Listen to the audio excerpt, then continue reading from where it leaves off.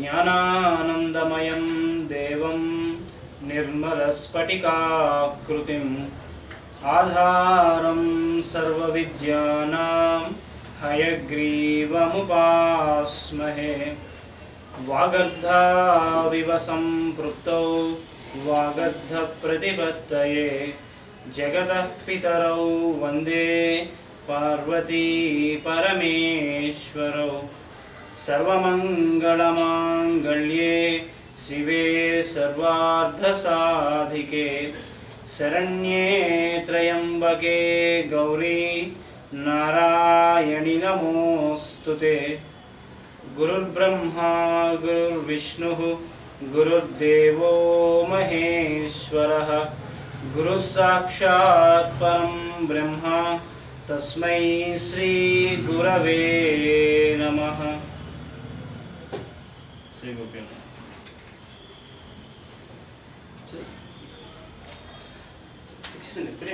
దాని కింద mount అవదా papers పెట్టి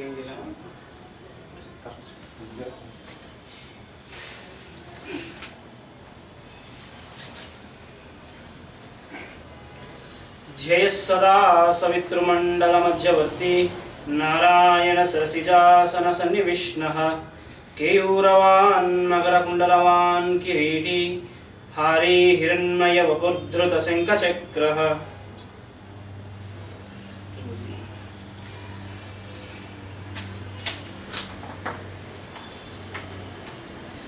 అన్ని మతములలోనూ అంతర్యామి యొక్క దేవుడు సూర్యదేవుని ద్వారా ఆరాధింపబడుచున్నాడు. అన్ని భాషలలోనూ నేను నేనే నేను నేనే అని కీర్తింపబడుచున్నాడు.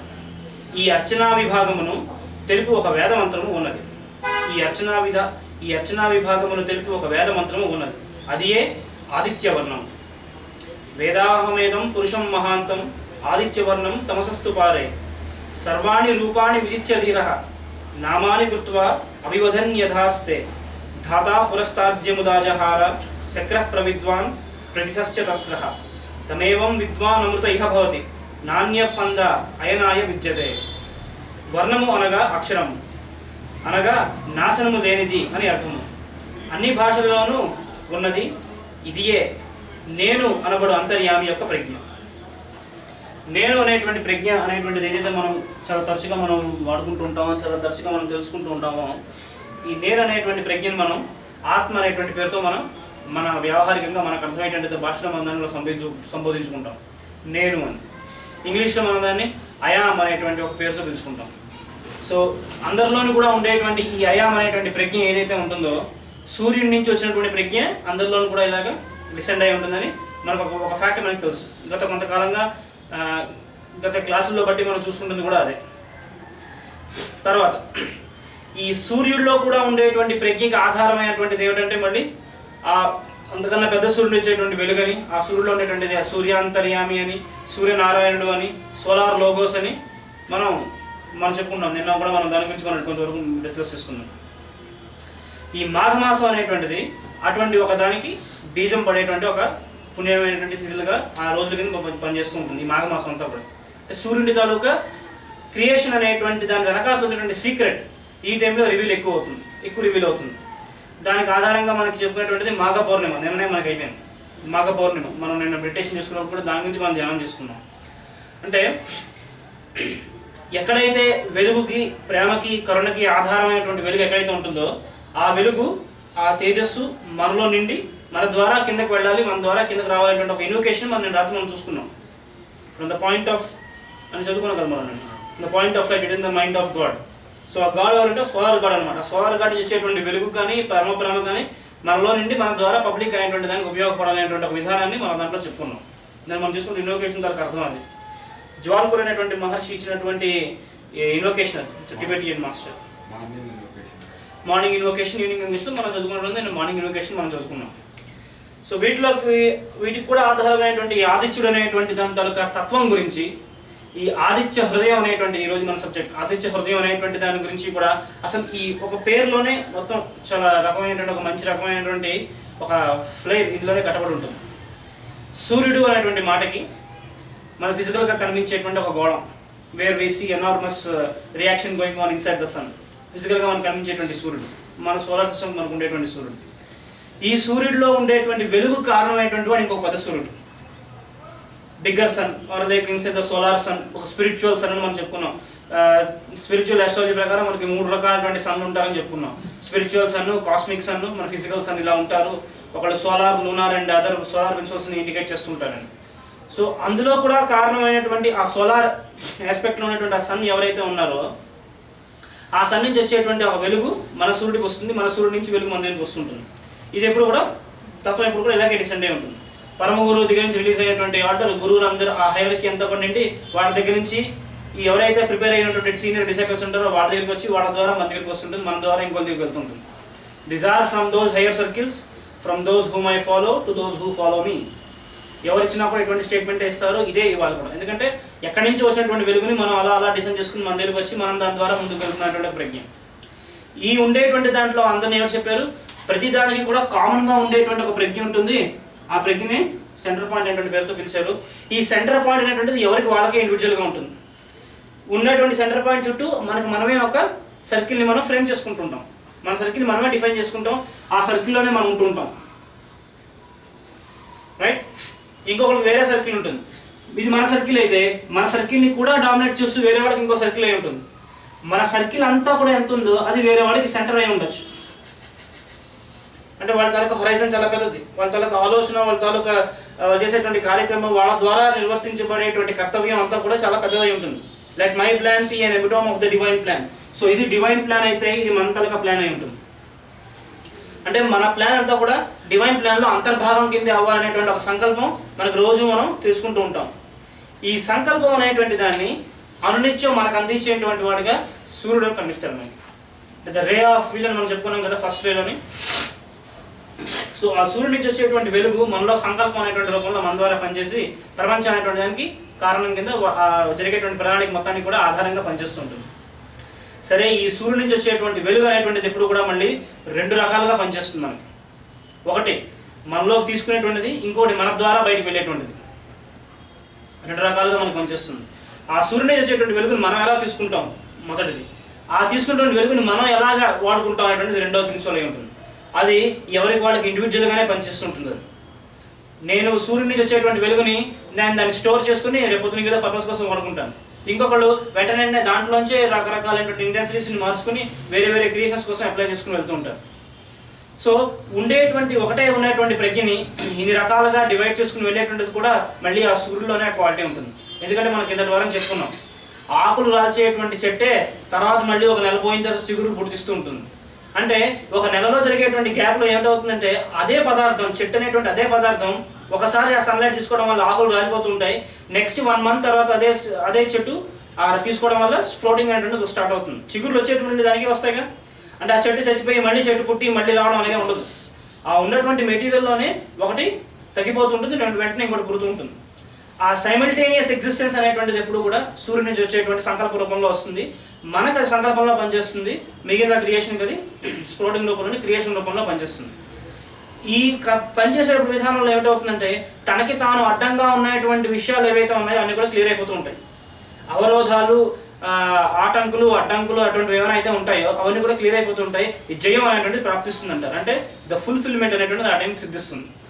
ఆ ఫుల్ఫిల్మెంట్ అనేటువంటి సిద్ధించడం కోసం మనిషి అనేటువంటి వాడికి సంకల్పం అనేటువంటి శక్తి ఒక లైట్ ద్వారా ఈ భూమిని ప్రసరింపజేయడం అనేటువంటిది భగవంతుడి కార్యక్రమం ఉంటుంది. మనకు అది అర్థం అవడం కోసం, మనకు అది మనం దాన్ని బాగా ఎంజాయ్ చేయడం కోసం మనకి ఎలా వచ్చిందంటే సూర్యుడి తరగ స్వరూపం కింద మనకు వచ్చింది. ఒక సూర్యుడిలో వచ్చేటువంటి లైట్ మనలో సంకల్పం కింద డాన్ అయ్యి మన ద్వారా ప్రపంచం తరగ వర్క్ మొత్తం చేస్తుంది. అలాగే మనిషిగా పుట్టినటువంటి వాళ్ళలో ఎక్సెల్ అయినటువంటి వాడు, అంటే the adept of human beings ఎవడైతే ఉంటాడో అతనికి కూడా ఇదే సంకల్పం అనేటువంటిది ఒకసారి పనిచేయడం జరిగింది. ఆ పనిచేసినటువంటి సంకల్పాన్ని మనం ఏమైనా పిలుచుకుంటాం, ఆదిత్య హృదయం అనేటువంటి పేరుతో పిలుచుకుంటాం. కొంచెం మనకి ఇప్పుడు రామాయణంలోకి వెళ్ళి సబ్జెక్ట్లోకి వెళ్తే ఈ ఆదిత్య హృదయం అనేటువంటి అసలు ఎక్కడ చెప్పబడింది? వాల్మీకి కృతమైనటువంటి రామాయణ భాగంలో కనుక మనం చూసుకుంటే యుద్ధకాండలో, అంటే ఆ చిట్ట చివరిదైనటువంటి యుద్ధకాండలో మనకి కనిపిస్తుంటుంది. 6వ కాండ యుద్ధకాండలో మనకి ఏదో పలానా సర్గ ఏదో ఉంటుంది, 107, 106 సర్గలో మనకి చెప్తున్నట్టుగా మనకి కనిపిస్తుంది. అంటే అగస్త్యుడు అనేటువంటి మహర్షి రాముడు అనేటువంటి ఒక తేజస్సుకి సూర్యనారాయణ తాలూకా ఒక అంశాన్ని, ఒక రూపాన్ని, ఆయన తాలూకా వెలుగుని పరిచయం చేసినట్టుగా మనకు కనిపిస్తుంది. అంతమంది ఇంకేం లేదు. అగస్త్యుడు అంటే ఎవరు అసలు? అగస్త్యుడు అనేటువంటి ఒక శక్తికి మనం ఏం చెప్పుకుంటాం అంటే పేరు ఎంబాడిమెంట్ ఆఫ్ విజ్డమ్. అగస్త్యుడు అంటే, అగస్త్యుడు వారు అంటే ఎంబాడిమెంట్ ఆఫ్ విజ్డమ్. మొత్తం జ్ఞానం అంతా కూడా ఒక ముద్ద కింద కనుక ఉంటే ఆ వికాసం ఉండేటువంటి మూర్తిని అగస్త్యుడు అనేటువంటి పేరుతో పిలుస్తాం. మన జ్యోతిష శాస్త్రానికి మూలమైనటువంటి వాడు కూడా అగస్త్యుడే మనకి అందిస్తాడు. అగస్త్యో భగవాన్ ఋషి, భగవంతుడు అనేటువంటి వాడే అగస్త్యుడు అనేటువంటి ఋషి రూపంలో మనకు వచ్చినట్టుగా మనకు కనిపిస్తుంటుంది. స్పిరిచువల్ ఆస్ట్రాలజీకి బేస్ అంతా కూడా అగస్త్యుల వారి తలక ఆదేశమే అయి ఉంటుంది. మనకి అది మాస్టర్ గారు చాలా క్లియర్గా ఇస్తారు స్పిరిచువల్ ఆస్ట్రాలజీ ఇంట్రడక్షన్లో. అగస్త్యముని ఆదేశంతో నీలగిరి అనేటువంటి పర్వత ప్రాంతంలో, కోటగిరి అనేటువంటి ప్రదేశంలో ఆయన ఇన్స్ట్రక్షన్స్ అన్నింటినీ కూడా తీసుకున్నటువంటి అన్ని కూడా ఆల్బర్ట్ సెస్సీ అనేటువంటి ఆయన సోదరునికి ఆయన ఇచ్చినట్టుగా మనకి ఈకే గారు ఇంట్రడక్షన్లో రాశారు మనకి. సో వే బ్యాక్ సమ్ 64-63 ఆ టైంలో జరిగినటువంటి కథ ఇదంతా కూడా. అంటే అగస్త్యుడు అనేటువంటి ఆయన తాలూకు అంశం ఎలా పనిచేస్తుందంటే, ఎవరైతే విజ్డమ్ వైపు ఇంక్లైన్ అవుతారో వాళ్ళలోని ఒక ఆలోచన కింద పనిచేస్తుంటుంది. ఎవరైతే విజ్డమ్ని తీసుకుని 10 మందికి ఇద్దాం అనేటువంటి వాళ్ళు ఉంటారో వాళ్ళకి ఒక ఆపర్చునిటీ కింద పనిచేస్తుంది. వాళ్ళకి ఒక అవకాశాన్ని ఇచ్చి దాని ద్వారా విద్యను బయట పంపిస్తుంటుంది. విద్యని రీప్రొడ్యూస్ చేసేటువంటి పని చేస్తున్న వాళ్ళందరూ కూడా వాళ్ళలో ఒక ఆలోచన రూపంలో, వాళ్ళు చేసేటువంటి ఒక రచన రూపంలోనో, ఎందులోనో ఒక స్పీచ్లోనో, ఒక మాటలోనో, లేదా ఒక లెక్చర్ రూపంలోనో ఏదో ఒక రకంగా అగస్త్యుడు అనేటువంటి వారి తలక అంశం వాళ్ళలో ఆ రకంగా పనిచేస్తుంది. ఎందుకంటే ప్రపంచంలో ఎవరు ఏ జ్ఞానం గురించి మాట్లాడినా, ఎంత విజ్ఞానం అనేటువంటి దాని గురించి చెప్పినా కూడా అగస్త్యముని ఆదేశానుసారంగా మాత్రమే చెప్పాలి. ఎందుకంటే ఆయనే వీరింటి కూడా మూల కారణమై ఉంటాడు. ఆయన దగ్గర వచ్చినటువంటిది ఇది. ఆయన తనకు ఆదేశం లేకపోతే ఈరోజు ఇక్కడ మనం కూర్చుని మాట్లాడడం కూడా జరగదన్నారు. ఒక్కసారి అన్ని రోజులు ఒకలా ఉండదు కదా సార్ మనకి. నిన్న మనం ఇలా ఎందుకు కూర్చోలేమో, రేపు ఇలా కూర్చుంటామో లేదో తెలియదు. అంటే ఈ రోజు ఇక్కడ జరిగినటువంటి ఈ సభ వెనకాతల ఉండేటువంటి ఈ గ్యాదరింగ్ వెనకాతలు కూడా అగస్త్యముని తాలూకా సంకల్పం ఎంతో కొంత లేకుండా మాత్రం జరగదు. అది మాస్టర్ గారు ఇచ్చినటువంటి నమ్మకం మనకి. గురుగారు చెప్పినటువంటి వర్క్ అది. మనం అనుకుంటే అయిపోదు కదా, ఆయన కూడా పర్మిషన్ ఇవ్వాలి. ఆయన పర్మిషన్ ఇచ్చి చేసుకోండి వర్క్లో అవుతుంది, లేదా అవ్వదు అన్నారు. Again these are from those higher circles. వచ్చినప్పుడు తప్పించుకుని వెళ్ళిపోయామా, మళ్ళీ ఇంకా రెస్పాన్సిబిలిటీ ఏంటంటే మరి ఇంకెవరు వస్తారు, వాళ్ళకి అనేటువంటిది ఫిక్స్ అవుతుంది. కానీ ఈ కార్యక్రమం అనేటువంటిది ఎప్పుడు కూడా అలా ఫ్లో అవుతూనే ఉంటుంది. దీన్ని ఏమిటంటారంటే ఈ విద్యని శృతి విద్య అనేటువంటి పేరుతో పిలిచారు. అంటే సీక్రెట్ అనేటువంటిది ఒకటి ఉంటుంది. ఆ సీక్రెట్ అనేటువంటిది ప్రతిరోజు కూడా ఈ సూర్యనారాయణ అనేటువంటి ఆయన మనకి వెలుగు రూపంలో మనకు ఒక సీక్రెట్ని ఇచ్చేస్తూ ఉంటాడు. ఎవ్రీడే ఆయన మనకు ఒక సీక్రెట్ ఇస్తాడు. ఆ సీక్రెట్ని ఏమంటున్నారు, శృతి విద్య అనేటువంటి పేరుతో పిలిచారు. అంటే మౌత్ టు హియర్, ప్రతిదీ కూడా మౌత్ టు హియరే వెళ్తుంది అన్నారు. నేను చెప్పడం మీరు వినడం, లేకపోతే మీరు చెప్పడం ఇంకొకటి వినడం, అలా వినడం. గురువు శిష్యుడికి ఎలా చెప్తాడంటే మౌత్ టు హియరే చెప్తాడు. చెప్పేటువంటి దాన్ని ఏమంటారు, శృతి విద్య అనేటువంటి పేరుతో పిలిచారు. కొంచెం వెస్ట్రన్ ఫిలాసఫీలో కంటే మనం ప్యారల్గా రెండింటిని కూడా చూసుకుంటున్నాం కాబట్టి వెస్ట్రన్ ఫిలాసఫీలోకి వెళ్తే దీన్ని ఏంటంటారంటే కబలా అనేటువంటి పేరుతో పిలిచేది. నేను దీన్ని కబలా ఈ స్పెల్లింగ్లో రాశాను, ఇలా ప్రొనౌన్స్ చేస్తాను, రేపు పొద్దున్న వాళ్ళు ఇంకోరో QUABA పేరుతో పిలుస్తారు. అంటే the words are that much priority. కా, బా, లా అనేటువంటి ఈ 3 అక్షరాలు కూడా ఏవైతే ఉంటాయో ఈ మూడింటి వెనకాతలో కూడా ఈ 3 కూడా ఒక ట్రయాంగిల్ రూపంలో పనిచేస్తాయి. దీని వెనకాల ఒక త్రయీ విద్య అనేటువంటి రూపం ఉంటుంది. ఇన్ఫ్యాక్ట్ జాగ్రత్తగా చెప్పుకోవాలంటే ఈ త్రయీ విద్య కూడా మళ్ళీ కారణం మళ్ళీ ఆ సెంటర్లో ఉండేటువంటి సూర్యుడు అయి ఉంటాడు. ఈ కబల అనేటువంటి విద్యకి మనం తెలుగులో అర్థం చెప్పుకోవాలంటే మనం శృతి విద్య అనేటువంటి పేరుతో పిలుచుకుంటాం. అంటే the thing that was uttered from the mouth and it was heard by somebody else. మనం మాట్లాడితే అవతల వాళ్ళకి చెబుతూ వినేటువంటి దాన్ని ఆ విద్యను ఏంటంటే శృతి విద్య అనేటువంటి పేరుతో పిలుస్తారు. వెస్ట్రన్ ఫిలాసఫీలో దీన్ని కబల అనేటువంటి పేరుతో పిలుస్తారు. ఈ కబల అనేటువంటిది ఎలా ఎస్టాబ్లిష్ అవుతుందంటే ఒక పిక్టోరియల్ ఫామ్లో ఎస్టాబ్లిష్ అవుతుంది. కొన్ని బొమ్మల రూపంలో ఉంటుందంటారు. అంటే దాన్ని అర్థం చేసుకుంటే అక్కడ చూస్తే ఏమి ఉండదు. దాన్ని అర్థం చేసుకుని దాన్ని మెడిటేట్ చేస్తూ ఉంటే ఒక్క విషయం ఓపెన్ అవుతుంటాయి. ఒకసారి ఒకలా కనిపించేది ఇంకొక కొంచెం ఆలోచన పెద్దవాడేసరికి ఇంకో రంగా కనిపిస్తుంటుంది కదా. మనకి చిన్నప్పుడు మనకి స్కూల్లోని సుమతి శతకాలు, వేమ శతకాలు నేర్పిస్తారు. చిన్నప్పుడు ఏం చెప్తారంటే వల్లే వేయ ఉంటారు. టీచర్ ఒకసారి చెప్తే స్టూడెంట్ దాన్ని 2 సార్లు రిపీట్ చేస్తూ ఉంటారు. అంటే ఆ టైం కూడా అక్కడ ఉద్దేశం ఏంటంటే ఆ పద్యం వీటికి నోటికి రావడం, బై హార్ట్ చేయడం అంటే అక్కడ important. 2nd class, 1st class ఆ టైంలో.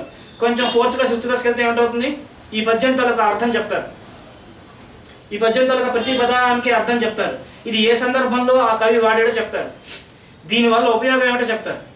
ఇంకొంచెం మీదకి వెళ్ళిన తర్వాత, ఇంకొంచెం హయ్యర్ క్లాస్కి వెళ్ళిన తర్వాత ఏమిటవుతుంది, ఇది రియల్ లైఫ్లో ఎలా అప్లై అవుతుంది అనేది అవుట్ ఆఫ్ అవర్ ఎక్స్పీరియన్స్ మనం దాన్ని డిస్కవర్ చేసుకుంటూ ఉంటాం. అవునా కదా. తినక వేమ తీయనుండు అనగానే కొన్నాళ్ళు అయిన తర్వాత చేదు అనేటువంటిది కూడా తీపిగా మారిపోతుంది. మనం దాని వైపు బాగా అట్రాక్ట్ అయినప్పుడు, మనకు అది అలవాటు అయినప్పుడు అనిపిస్తుంది. అంటే మొదట్లో ఇబ్బంది కలిగించినప్పటికీ కూడా మనం దాని వల్ల అలవాటు అయిపోతే దాంట్లో ఉన్నటువంటి ప్యూరిటీ మనకు తెలుస్తుంది అనేటువంటి ఒక విషయం ఒక లైన్లోనే మనకు అర్థమవుతుంది. సెకండ్ క్లాస్ పిల్లడికి ఇదంతా తర్కం చెప్తే వాడికి ఎక్కదు, వాడికి అర్థం కాదు. ఆ టైంలో వాడికి అనవసరం కూడా. వాడికి ఆ టైంలో ఏంటంటే పద్యం నేర్పించాలి. 5th క్లాస్కి వెళ్ళిన తర్వాత దానికి అర్థం చెప్పాలి. ఈ అర్థానికి ఈ బైహార్ట్ కూడా తోడైతే ఏమిటవుతుంది, అప్పుడు వాడికి రియల్ లైఫ్లో ఎప్పుడో అప్లై అవుతుంది, తెలుసుకుంటుంది తర్వాత. మరి పద్యం చెప్తే కదా, వినదగున ఎవరు చెప్పినా వినంతని వేగపడగా వివరింపదగున. కొన్నాళ్ళు అయిన తర్వాత వాడికి ఏం చెప్తుంది, ఎవరెవరో అందరూ అన్ని మాట్లాడేస్తున్నారు కాబట్టి అన్ని విని చూడుకోమన్నారు, విని చూడుకున్నాం. ఆ తర్వాత మన తర్కానికి ఏది తోస్తుందో అది మనం ఆలోచిద్దాం ఫస్ట్. అప్పుడు ఇది కరెక్టా ఇది తప్ప అని మనకు ఒక విచక్షణ మనకు ఏర్పడుతుంది. అప్పుడు మనం డిసిషన్ తీసుకోవాలి. అంటే ఒక నోబుల్ థాట్ని, ఒక మనిషి నిలబెట్టేటువంటి ఒక పవిత్రమైనటువంటి ఒక కార్యక్రమాన్ని, ఒక ఆలోచనని వాడికి చిన్నప్పటి నుంచి కూడా బోధ చేస్తూ ఉంటారు. అంటే ఒక విషయాన్ని ఒక పిల్లడికి అర్థమయ్యేలా, ఒక మనిషికి అర్థమయ్యేలా చెప్పాలంటేనే మనకు అట్లా ఇంత ప్రాసెస్ ఉన్నప్పుడు, ఈ శరీరం అనేటువంటిది కేవలం నీకు ఇచ్చినటువంటి ఒక ఆయుధం మాత్రమే. ఇందులో ఉండేటువంటిది ఆత్మ అనేటువంటి ఒక చైతన్యం ఉంటుంది. నువ్వు ఆ ఆత్మ రూపంలో నువ్వు బ్రతకాలి, అది నీ తనకు అల్టిమేట్ పర్పస్ అని చెప్పేటువంటి ఒక ట్రైనింగ్లో ఈ సూర్యుడి తనక పాత్ర అనునిత్యం మన మీద ఉంటూనే ఉంటుంది. ఈ రోజు ఉన్నటువంటి సూర్యోదయం రేపు ఉన్నటువంటి సూర్యోదయం ఒకటి కాదు. ఆస్ట్రాలజికల్గా ఇట్స్ ఎ ఫ్యాక్ట్. ఎందుకు అంటే ఈ రోజు సూర్యుడు ఉన్నటువంటి 26 డిగ్రీల కుంభరాశికి రేపు 27 డిగ్రీల కుంభరాశికి చాలా తేడా ఉంది. 4 రోజులు పోయిన తర్వాత మీన రాశిలో ప్రవేశిస్తాడు. వీళ్ళ లక్షణాలు వేరు, వాళ్ళ లక్షణాలు వేరు. అంటే ప్రపంచంలో ఇన్ని రకాలైనటువంటి మనుషులు ఉంటారు కదా, వీళ్ళ తలక సాంప్రదాయాలు, వీళ్ళ తలక ఆలోచన విధానం, వాళ్ళ తలక వ్యక్తిత్వం, వాళ్ళ ఆ భావాన్ని వాళ్ళు వ్యక్తపరిచేటువంటి విధానం అంతా కూడా ఇలాగే పనిచేస్తుంటుంది. ఈ సూర్యుడి తలక సంకల్పం అనేటువంటిది వాళ్ళలో అలా పనిచేస్తూ ఉంటుంది. ఈ సూర్యుడి తలక సంకల్పం ఫుల్గా అంటే కంప్లీట్గా కూడా సూర్యుడి తలక సంకల్పం అనేటువంటి దాన్ని భూమి మీద ప్రసరింపజేసినటువంటి వాళ్ళు ఎవరు అంటారంటే రఘువంశ మహారాజు అనేటువంటి పేరుతో వాళ్ళని పిలుస్తారు. సూర్యవంశపు రాజులు. వాళ్ళకి ఏమంటే the ray of will, first ray, the ray of will అనేటువంటిది బాగా స్ట్రాంగ్గా ఉంటుంది వాళ్ళకి. అంటే వాళ్ళ తాలూకు అధ్యక్షతన ప్రపంచం అంతా కూడా సంకల్పం అనేటువంటిది రూపుచెందినట్టుగా మనకు కనిపిస్తుంటుంది. ఒకసారి ఈ వంశం వెనకాతున్నటువంటి పేరు వెనకాతున్నటువంటి ఒక సీక్రెట్ సింబలిజం ఉంటుంది. అది ఒకసారి చెప్పుకుని మన రఘువంశంలోకి వెళ్దాం. అదే మన ఆదిత్య హృదయంలోకి వెళ్దాం.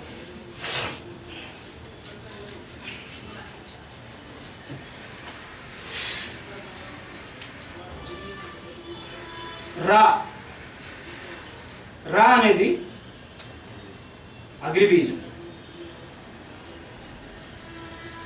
అగ్నిబీజమై ఉంటుంది. రా అన్న మాట ఏమిటంటే ఒక ఫైర్, ఒక అగ్ని తలక బీజమై ఉంటుంది. రెండోది ఘా, ఇది సూర్య బీజం.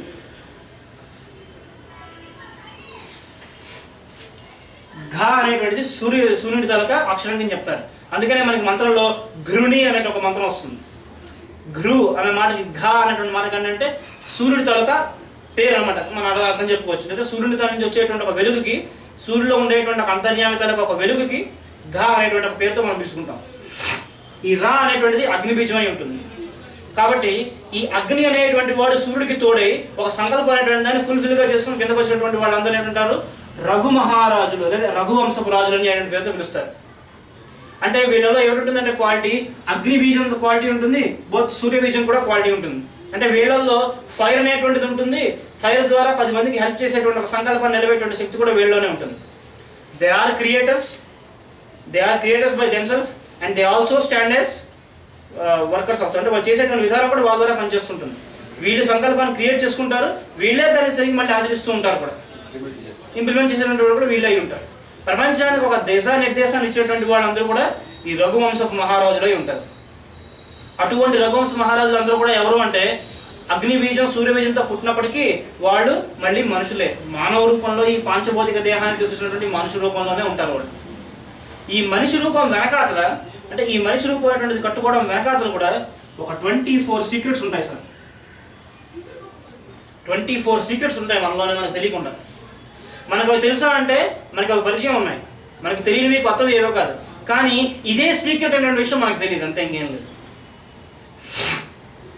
మన కళ్ళు ఉన్నాయి, చెవులు ఉన్నాయి, ముక్కు ఉంది, నోరు ఉంది, ఏదో నాలుగు ఉంది, కొంచెం లోపలికి వెళ్తే ఏదో థ్రోట్ ఉంటుంది, లంగ్స్ ఉంటాయి, చెస్ట్ ఉంటాయి, అన్నీ ఉంటాయి. ఇవి ఇక్కడే ఎందుకు ఉండాలని దానికి ఒక కారణం ఉంటుందిగా. కొంతమంది ఒకటే చేయి ఉంటుంది, కొంతమంది ఒక 2 చేతులు ఉండవు, కొంతమందికి ఏమో 2 చేతులు బాగా పనిచేస్తుంటాయి. ఒకళ్ళకి పుట్టుకతో కొంతమంది కళ్ళు ఉండవు. దాని వెనకాతలు ఏమిటి, దాని తలకు అర్థం ఏమిటి? అందరు మనుషులు ఒకేలా ఎందుకు ఉండరు? నేనున్నట్టుగా మీరు ఉండరు, మీరున్నట్టుగా ఆయన ఉండరు, ఆయన ఉన్నట్టుగా ఇంకొకరు ఉండరు. అంటే ఈ 24 క్వాలిటీస్ అన్నీ కూడా ప్రతి మనిషిలోని కూడా చాలా యూనిక్గా పనిచేస్తూ ఉంటాయి. నా 24 క్వాలిటీస్ వేరు, మీ 24 క్వాలిటీస్ వేరు. అంటే ప్రతి వాళ్ళలోని కూడా ఈ సన్లైట్ అనేటువంటి దాని వల్ల, ఈ సూర్యబీజం అగ్నిబీజం వల్ల ఏమిటవుతుందంటే ఒక 24 క్వాలిటీస్ మనలో మనకే తెలియకుండా డెవలప్ అవుతూ ఉంటాయి. అవి ఉన్నాయన్న విషయం మనకు తెలుసు, మనకు ఎవరు చెప్పాల్సిన పని లేదు. మీ కళ్ళు లేని విషయం మీకు ఎవరైనా చెప్పాలా? అక్కర్లేదు కదా, మీకే తెలుసు. నాకు కళ్ళు లేని విషయం మీకు తెలుసు. కళ్ళు బాగా నొప్పెట్టినప్పుడు నా కన్ను బాగా నొప్పెట్టింది చెప్పి కాసేపు రెస్ట్ తీసుకుంటారు, ఏమీ చూడరు ఆ టైంలో. కొంచెం కళ్ళకి ఏదో గుడ్డ కట్టుకుని అడ్డంగా నిద్రపోతారు కాసేపు.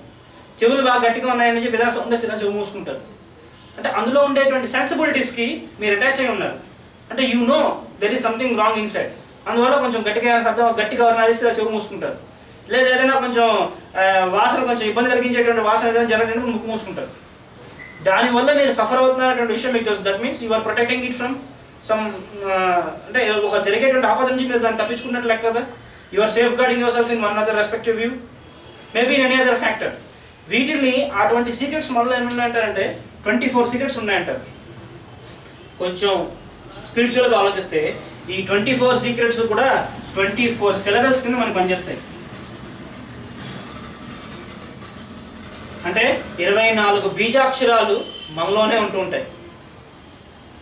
ఈ 24 బీజాక్షరాలు కూడా మనలోనే పనిచేస్తూ మన ద్వారా వాటి యాక్టివిటీని క్రియేట్ చేసుకుంటూ ఉంటాయి. అంటే ప్రోడక్ట్ అదే తీసుకుంటుంది, దానికి కావాల్సినటువంటి రా మెటీరియల్ కూడా అదే ప్రిపేర్ చేసుకుంటూ ఉంటుంది, ఈ మధ్యలో ఉండేటువంటి మీడియంని కూడా అదే తయారు చేసుకుంటూ ఉంటుంది. అంటే నథింగ్ నుంచి వచ్చి సంథింగ్కి వెళ్ళడం, సంథింగ్ నుంచి వచ్చి తిరిగి మళ్ళీ నథింగ్లోకి వెళ్ళిపోతుండడం. భగవద్గీత దీన్ని ఏమిటన్నారు? యోగం అనేటువంటి పేరుతో పిలిచారు. సమాంతరంగా ఉన్నటువంటి సమం ఇస్తుంది అన్నారు యోగం. దీన్నే యోగం అంటారు. అంటే ఏమీ లేని దాంట్లోంచి అన్నీ ఉన్నాయనే విషయం తెలుసుకోవడం, అన్నీ ఉన్నప్పటికీ కూడా ఇంట్లో ఉన్నది ఏది కాదు అసలు సత్యం ఇంకోటి అనే విషయం తెలుసుకోవడం. అయిన తర్వాత అప్పుడు దీని శంకరాచార్యులు వారు దీని చెప్పారు, బ్రహ్మ సత్యం జగన్ మిథ్య అని. అంటే ఆ మిథ్య అనేటువంటి దాంట్లోకి వెళ్ళిపోతే మళ్ళీ జగత్తే వస్తుంది. అందులో కూడా జగత్తులోకి వెళ్ళిపోతే ఇక మిథ్య మొత్తం మిగులుతుంది అన్నారు. అంటే ఉండేటువంటి ఆ తర్కం అంతటిని కూడా మనకి ఈ రూపంలో ఒక్కొక్క సాంప్రదాయ రూపంలో ఇచ్చారు. ఏకం సద్విప్రా బహుదా వదంతి. నేను ఈ రూపంలో చెప్పాను, అర్థమైన వాడు ఇంకో రూపంలో చెప్తారు, జర్మనీ వాడు ఇంకో భాషలో చెప్తారు, జపాన్ వాడు ఇంకో భాషలో చెప్తారు. ఎవరు చెప్పినా ఏం చెప్పినా శాస్త్రం మాత్రం ఇలాగే చెప్పాలి. ఈ 24 సీక్రెట్స్ అనేటువంటి మన మనుషులు ఎలా పనిచేస్తాయంటే కొన్ని రూపాల్లో పనిచేస్తుంటాయి. ఒక 8 రూపాల్లో మనకు పనిచేస్తుంటాయి ఇవన్నీ కూడా.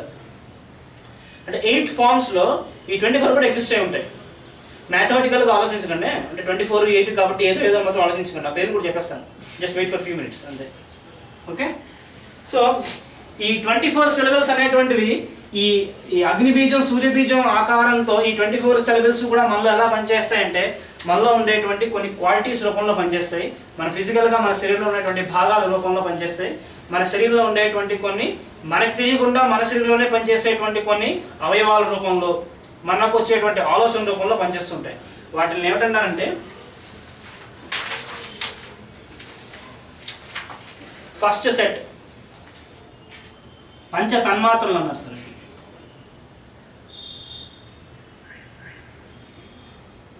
తెలుగు ఏమైనా తప్పులు వస్తే చేసి క్షమించాలి. ఓకే, పంచ తన్మాత్రలు అన్నారు. రెండోది పంచ జ్ఞానేంద్రియాలు అన్నారు సార్.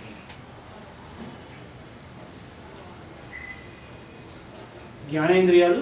మూడోది కర్మేంద్రియాలు.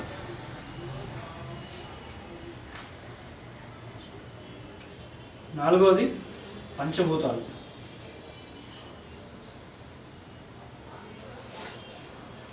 పంచభూతాలు పంచ తన్మాత్రలు అంటే మనకి 5 పనిచేస్తుంటాయి సార్. శబ్దము, శబ్దము, స్పర్శ, రూపము, రసము, గంధము, ఇటువంటి పేరుతో మనం వాటిని పిలుస్తారు. శబ్దము, స్పర్శము, రూపము, రసము, గంధములు, ఇటువంటి పేరుతో మనం పిలుస్తారు పంచ తన్మాత్రలు.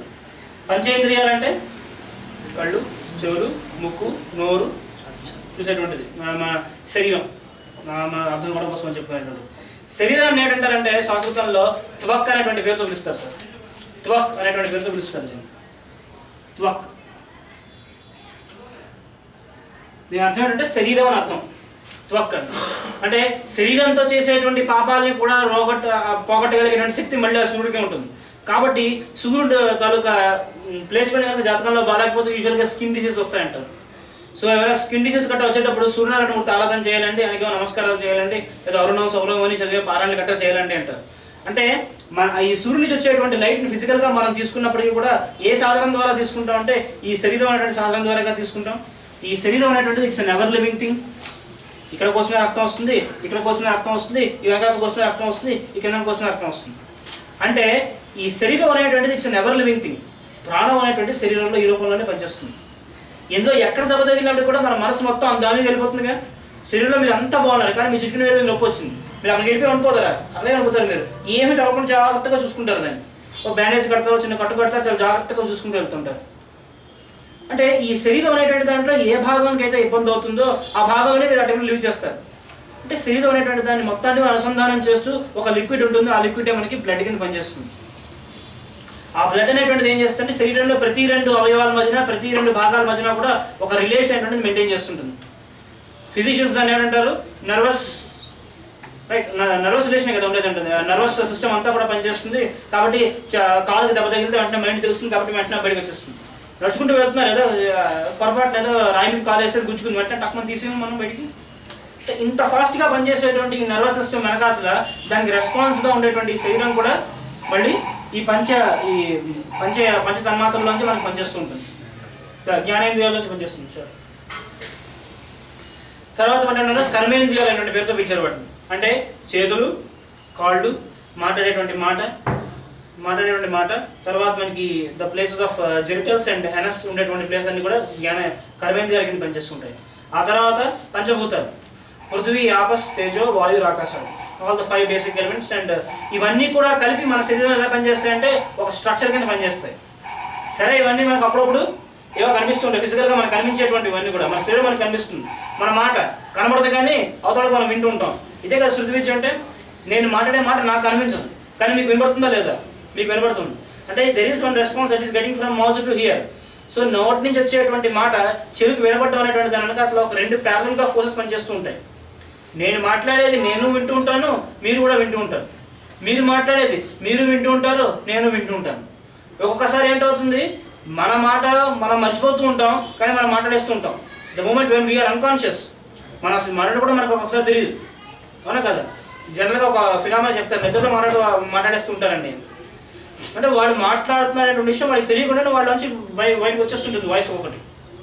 అంటే మెడికల్గా చెప్పుకోవాలంటే నేను ఇంకా స్పిరిచువల్ రీజన్ ఒకటి ఉంటుంది. మనకి మెడికల్గా ఒక చిన్న ఒక డిజబిలిటీనో ఇది, తర్వాత స్పిరిచువల్గా కూడా ఒక చిన్న ఆన్సర్ నేను చెప్పుకోవచ్చు. మనం అందులోకి వెళ్ళొద్దు. అంటే ఈ మాట అనేటువంటిది మన చేతిలో ఉంటుందని మనం అనుకుంటాం, ఒక్కసారి మన చేతిలో కూడా మనకు ఉండదు. దీనికి ఈ మాట గురించి చెప్పుకోవాలంటే మళ్ళీ సరస్వతి సూక్తంలోకి వెళ్ళిపోవాలి. సుషుప్తి, జాగ్రత్త, స్వప్నం, తురియం, ఈ 4 అవస్థల్లోకి వెళ్ళిపోతాం. తర్వాత లోపల ఉండేటువంటిదంతా కూడా 4 అవస్థల నుంచి మాట బయటకు వస్తుంది పేరుతో మనం పిలుచుకుంటాం. పరా, పశ్యంతి, మధ్యమ, వైఖరి అనేటువంటి 4 మాటల రూపంలోనే మనం చెప్పుకుంటాం.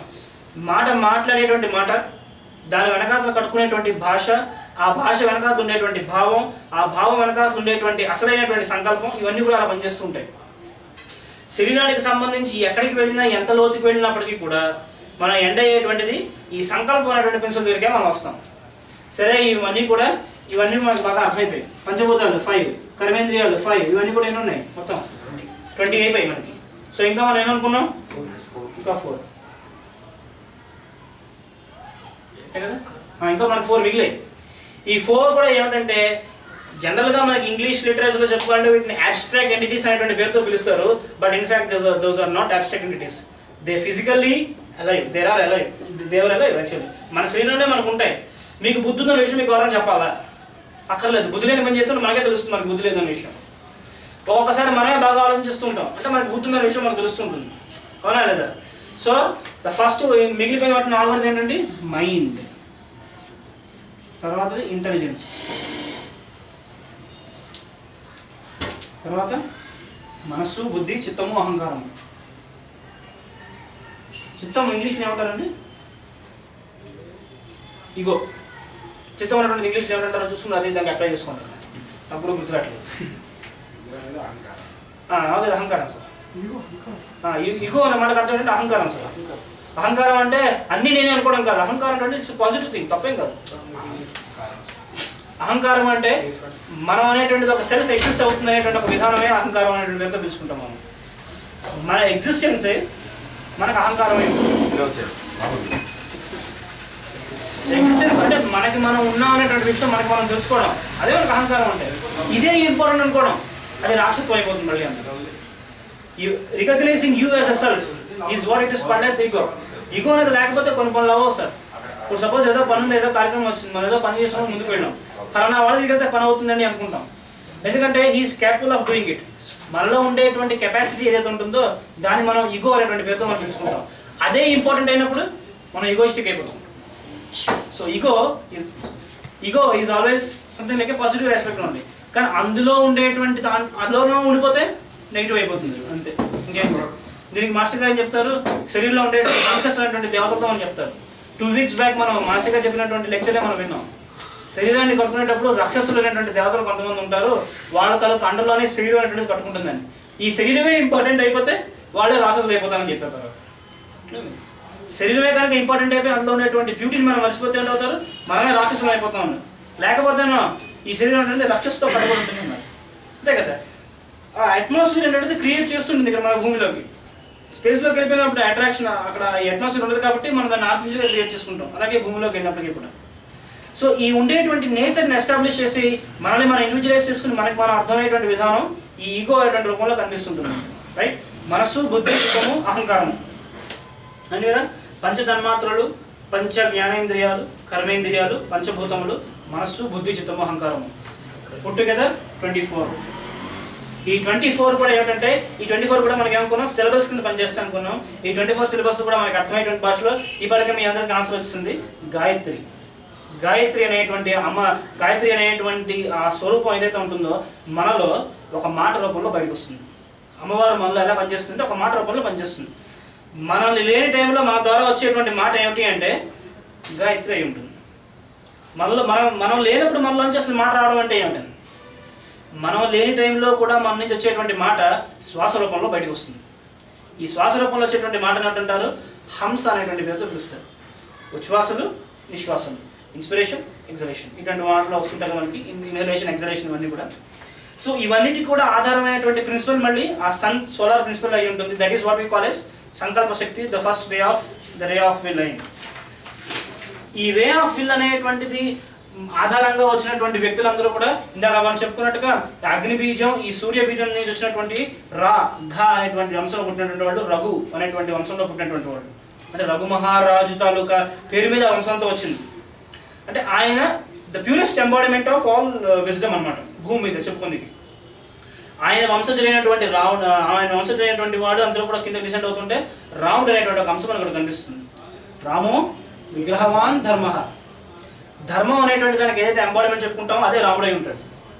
తల్లితో ఎలా ఉండాలి, తండ్రితో ఎలా ఉండాలి, భార్యతో ఎలా ఉండాలి, పిల్లలతో ఎలా ఉండాలి, అన్నయ్యతో ఎలా ఉండాలి, తమ్ముడితో ఎలా ఉండాలి, శత్రువుతో ఎలా ఉండాలి, శత్రువుకి సహాయం శత్రువుని చంపడం కోసం వాడికి సహాయం చేసినటువంటి వాడి మిత్రుడితో ఎలా ఉండాలి, మిత్రధర్మం అంటే ఏమిటి, శత్రువు అనేటువంటి వాడిని ఎలాగా చూడాలి మనం, శత్రువు మీదే చేయించేటప్పుడు వాటి యొక్క విధానం ఎలా వేయాలి, ఆ ప్లానింగ్ అనేటువంటిది ఎలా ఉండాలి పర్ఫెక్ట్గా, గురువుని కలిసినప్పుడు ఎలా ఉండాలి, గురువు దానికి ఉపదేశాన్ని ఎలా తీసుకోవాలి, గురువు చెప్పినటువంటి మాటను ఎలాగ ఫాలో చేయాలి, ఎలాగ మనం దాన్ని ఆచరించాలి, ఇవన్నీ కూడా రాముడు తలక జీవితంలో మనకు కనిపిస్తుంటాయి. అటువంటి రాముడు యుద్ధం అనేటువంటి వేళ వచ్చినప్పుడు ఏమిటవుతుందంటారు, ఆయన తాలూకా శక్తి మొత్తాన్ని కూడా ఒక టైం వచ్చినప్పుడు ఆయన శక్తులన్నీ కూడా ఆగిపోతాయి. ఆయన తలకి ఇంకా ముందుకు వెళ్ళలేకపోతారు. ఆయన శక్తులన్నీ కూడా ఒక సమయంలో అలాగ దిగ్భ్రాంతితో అలా ఉండిపోతాడు అంతే. ఒక ఏవి లేనటువంటి ఒక పాయిస్లో అలాగా ఒక స్టేట్లో ఉండిపోతాడు. అక్కడ నుంచి కదిలి ఇంకా ముందుకు వెళ్ళలేడు.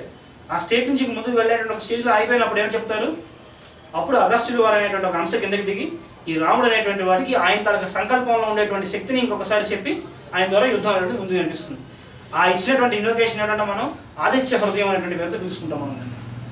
అంటే ఎవరైతే ఆ సూర్యుడు అనేటువంటి ఒక శక్తి అయితే వీళ్ళ వంశానికి కూడా కారణమైనటువంటి సూర్యుడు అనేటువంటి శక్తి ఉన్నదో ఆ శక్తిలో ఉండేటువంటి అంతర్యామి, ఆ శక్తిలో ఉండేటువంటి ఆ శక్తికి ఉండేటువంటి ఒక ఎనర్జీ ఏదైతే ఉంటుందో ఆ ఎనర్జీ తొలక రూపాన్ని శ్లోకాల రూపంలో ఆయన ఒక ఇన్స్ట్రక్షన్ కింద మనకి రాముల వారికి ఇచ్చినట్టు కనిపిస్తుంది.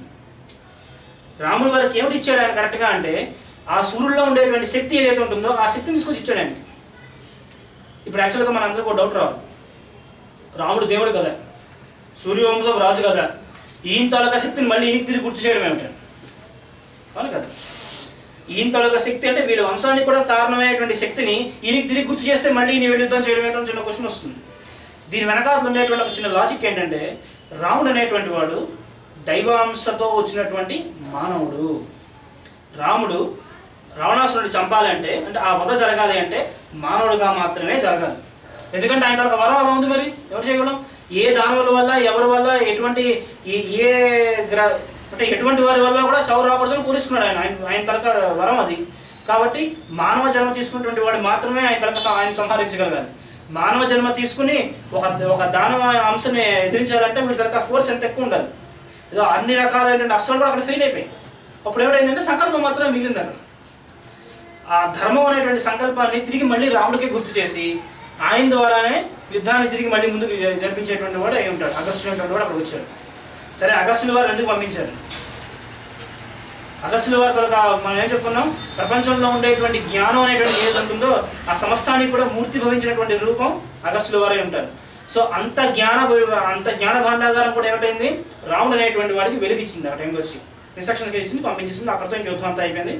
రాములు వారు వచ్చారు, యుద్ధాన్ని చేశారు, రాముడు అసలు చేసిపోయాడు, అంతా అయిపోయింది. అక్కడితో మనకి తెలిసినటువంటి విజువల్గా మనకు ఉండేటువంటి కథ. అయితే ఈ సూర్యుడు అనేటువంటి వాడితో యొక్క ప్రెజెన్స్ అనేటువంటిది కూడా చాలా వివిధంగా మనకు అనిపిస్తుంటుంది. కొంచెం ఆస్ట్రాలజికల్గా ఆలోచిద్దాం. దీన్ని 12 రాసులు ఉన్నాయి.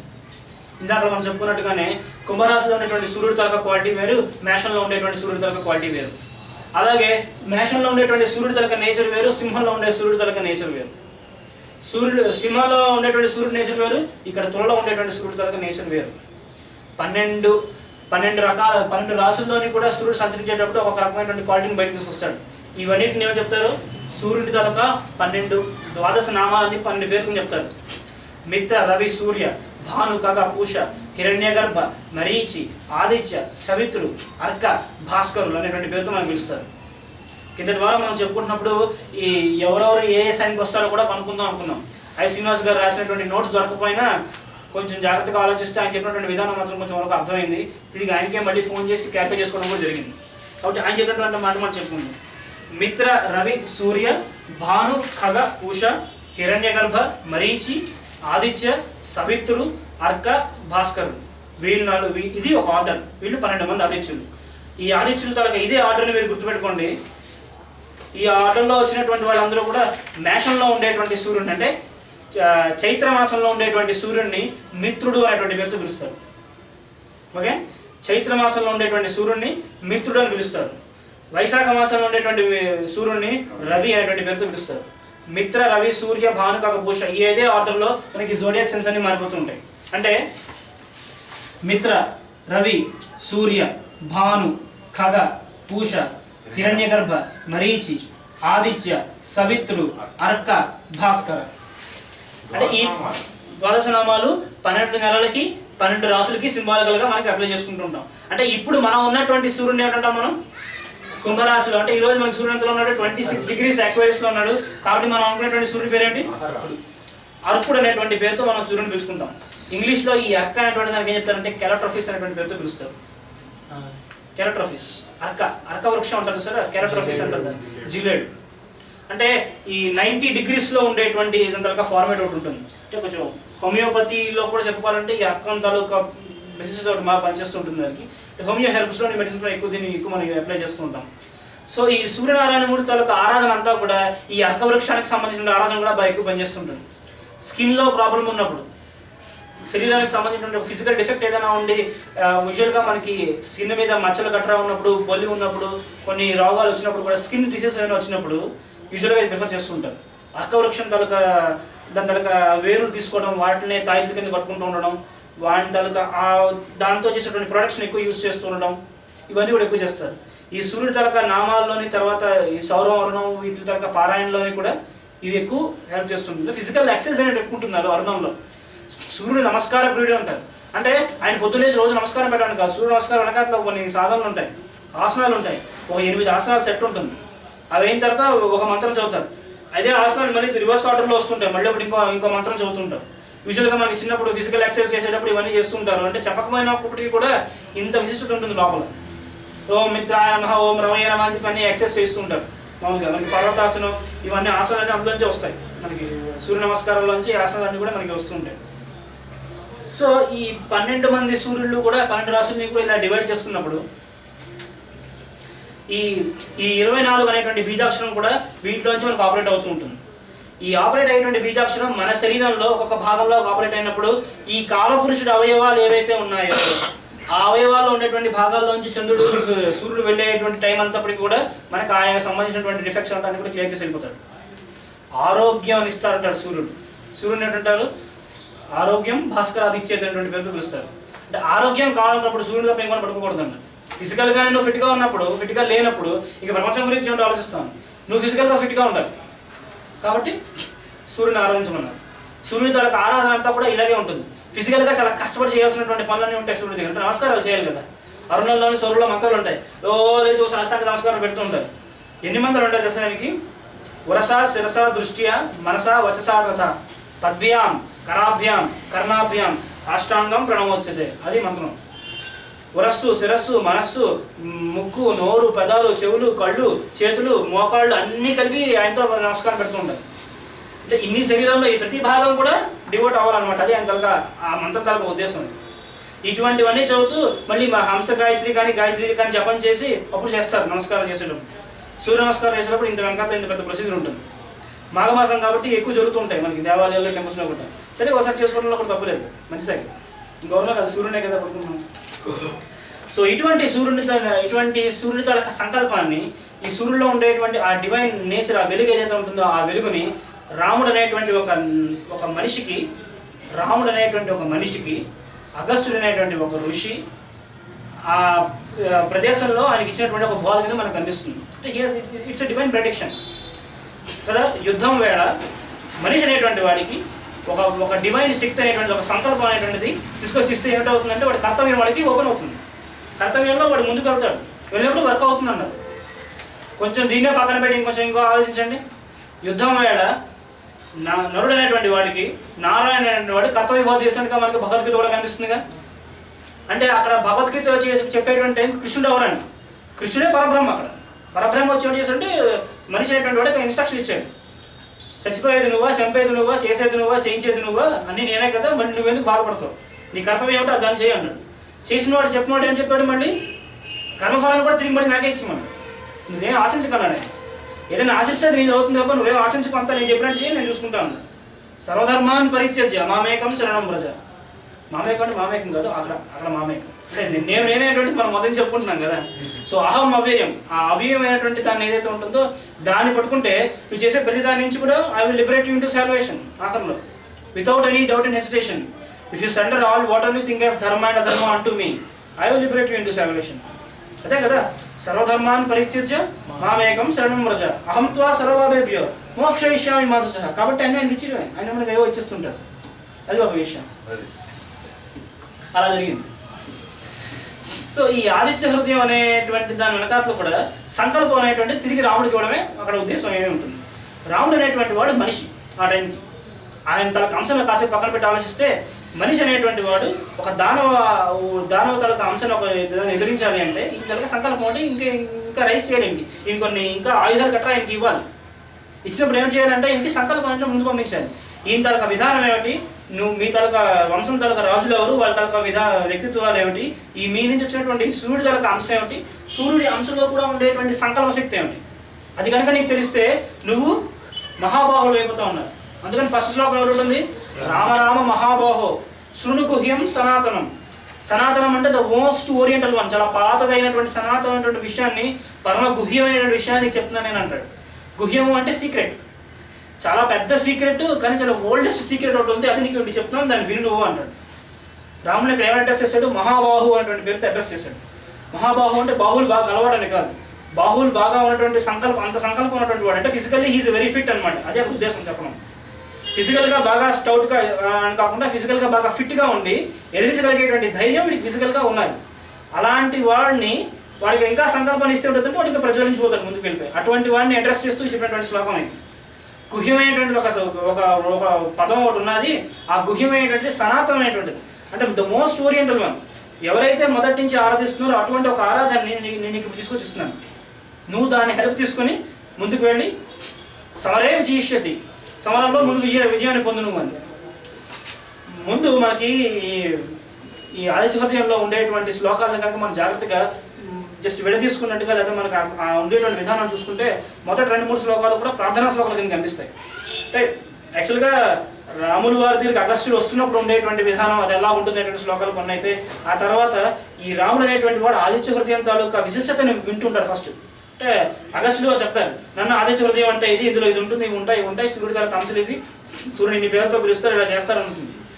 అయిన తర్వాత ఏమిటంటుందంటే సూర్యుడి గురించి చెప్పడం, సూర్యుడిలో ఉండేటువంటి లేయర్స్ని ఎక్స్ప్లెయిన్ చేయడం, ఆయన ఏ రకంగా కిందకు దిగి వస్తాడు, ఏ రకంగా అలా వెళ్తాడు, ఆయన స్ట్రక్చర్ ఏమిటి, నీకు అసలు నీకు చెప్పాలి ఇది అని చెప్తూ ఉంటాడు.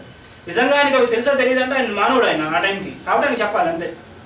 చెప్పాడు, విజయాన్ని సాధించాడు. ఆ తర్వాత ఏమిటంటే సూర్యుడికి సంబంధించినటువంటి ఆరాధన, ఆ మంత్రాలు, ఆ శ్లోకాలు అన్నీ ఉంటుంటాయి. మనం చదువుకున్నటువంటి ఈ 12 పేర్లు ఏవైతే ఉన్నాయో ఆ 12 పేర్లు కూడా మన ఆదిత్య మనకు ఉంటాయి.